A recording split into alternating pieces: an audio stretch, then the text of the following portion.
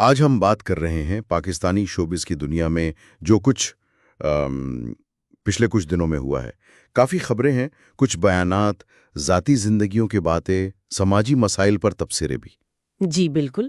اور مقصد صرف یہ نہیں کہ خبریں دہرا دیں، بلکہ یہ سمجھنا کہ ان کے پیچھے کیا ہے، لوگ کیا کہہ رہے ہیں، اور وہ یہ سب ہماری سوسائٹی کے بارے میں کیا بتاتا ہے. تو چلیں شروع کرتے ہیں. سب سے پہلے ایک وہ سرحد پار معاملہ ہے جس نے کافی توجہ کھینچی ہے، ہانیہ عامر کی. ہاں، وہ بھارتی پنجابی فلم سردار جی 3 میں دلجیت دوسانجھ کے ساتھ کام کر رہی ہیں. بالکل. لیکن اس میں دلچسپ بات یہ ہے کہ ماضی میں نادیہ خان نے اسی بات پر ہانیہ کو تنقید کا نشانہ بنایا تھا. جی ہاں، شدید تنقید کی تھی. اور اب وہ ان کی حمایت کر رہی ہیں. یہ تو کافی بڑی تبدیلی ہے نا؟ یقیناً ہے. پہلے جب وہ پاک بھارت کشیدگی تھی تو نادیہ کا لہجہ بہت سخت تھا. اب فلم آنے والی ہے تو وہ کہہ رہی ہیں بھارت کو کہ جو کرنا ہے کر لو. یہ تو ایک واضح یو ٹرن ہے. اور اسی وجہ سے سوشل میڈیا پر لوگ انہیں ٹرول بھی کر رہے ہیں. بالکل. اور دوسری طرف دیکھیں، بھارتی اداکارہ راکھی ساونت بھی ہانیہ کی حمایت میں سامنے آئی ہیں.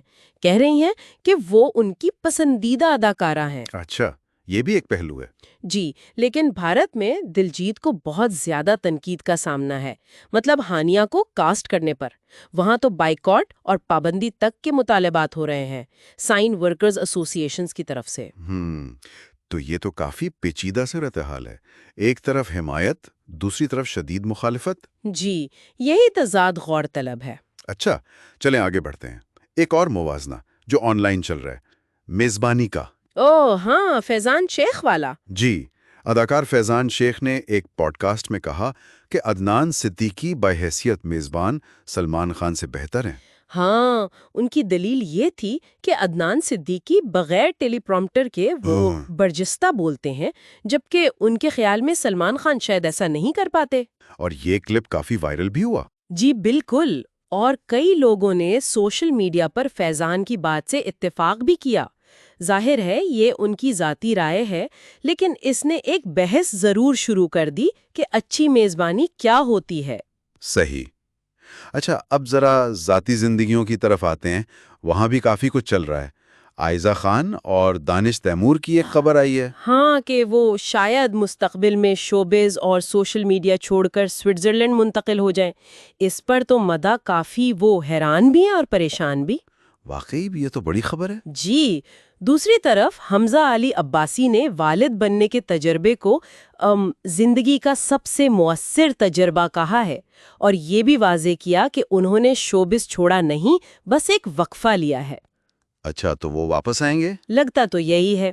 یہ باتیں ہمیں یاد دلاتی ہیں کہ مشہور شخصیات کی بھی اپنی زندگیاں ہوتی ہیں، اپنی ترجیحات ہوتی ہیں. بالکل. اور نوجوان اداکارہ اینا آصف نے بھی کچھ چیزیں واضح کیں.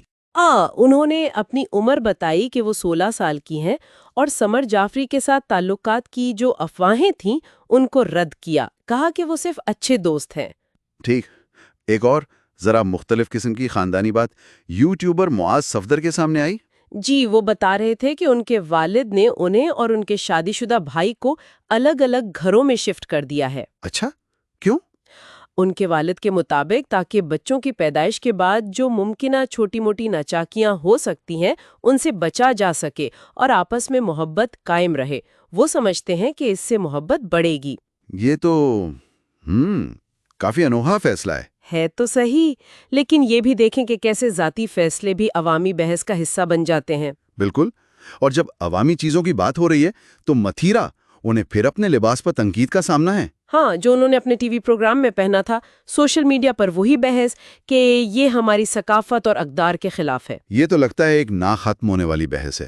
ذاتی انتخاب مقابلہ عوامی توقعات. جی، اور یہ پہلی بار نہیں کہ متھیرا کو اس وجہ سے ٹرولنگ کا سامنا کرنا پڑا ہو. یہ ایک مستقل دباؤ ہے جس کا عوامی شخصیات کو سامنا رہتا ہے. صحیح کہا. لیکن فنکار صرف وہ تنازعات یا ذاتی زندگیوں تک محدود نہیں رہتے، وہ سماجی مسائل پر آواز بھی اٹھاتے ہیں. بالکل.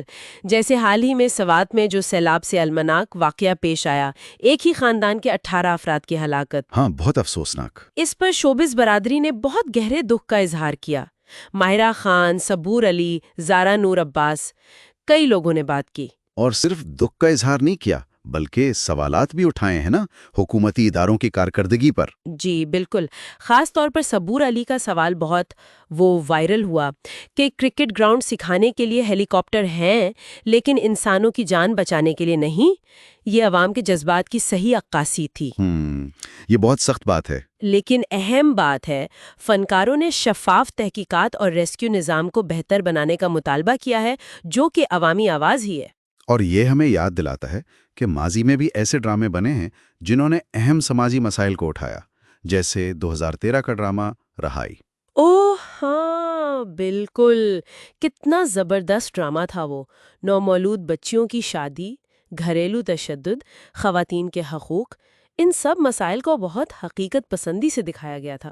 نعمان اعجاز، سمینہ پیرزادہ، دانش تیمور، سب نے کمال کام کیا تھا۔ جی، اور اس کا پیغام تھا خواتین کو بااختیار بنانے کا۔ آج بھی ایسے ڈراموں کی میرا خیال ہے بہت ضرورت ہے، جو تفریح کے ساتھ ساتھ سوچنے پر بھی مجبور کریں۔ بالکل۔ اچھا، آخر میں ایک بالکل مختلف کہانی ہے، ایک امریکن انفلوئنسر ٹانا مارٹن کی۔ جی، وہ نوجوان جو کینسر سے لڑ رہے تھے اور انہوں نے اپنی موت کی پیشگوئی بھی کی تھی۔ ان کا انتقال ہو گیا 30 سال کی عمر میں، اور ان کا پہلے سے ریکارڈ شدہ الوداعی پیغام شیئر کیا گیا۔ ہاں، یہ کہانی بھی وہ آن لائن زندگی، بیماری سے جدوجہد اور خاص طور پر نوجوانوں میں کولون کینسر کے بڑھتے ہوئے کیسز جیسے اہم مسائل پر روشنی ڈالتی ہے۔ تو آج ہم نے دیکھا کہ شوبز کی دنیا صرف چمک دمک نہیں ہے، اس میں ذاتی کہانیاں ہیں، سرحد پار کے معاملات ہیں، عوامی تنقید ہے اور سماجی ذمہ داری کا احساس بھی ہے۔ جی بالکل، اور یہ سوچنے کی بات ہے کہ یہ جو عوامی شخصیات ہیں، ان کے بیانات، ان کی زندگیاں، یہ کس حد تک ہمارے معاشرے کی عکاسی کرتی ہیں اور کس حد تک یہ معاشرے پر اثر انداز ہوتی ہیں۔ اور یہ کہ تفریح کی اس چکا چوند کے پیچھے جو سنجیدہ سماجی مسائل چھپے ہیں، ان پر بات کرنا کتنا ضروری ہے۔ میرا خیال ہے یہ وہ سوال ہے جس پر ہم سب کو سوچتے رہنا چاہیے۔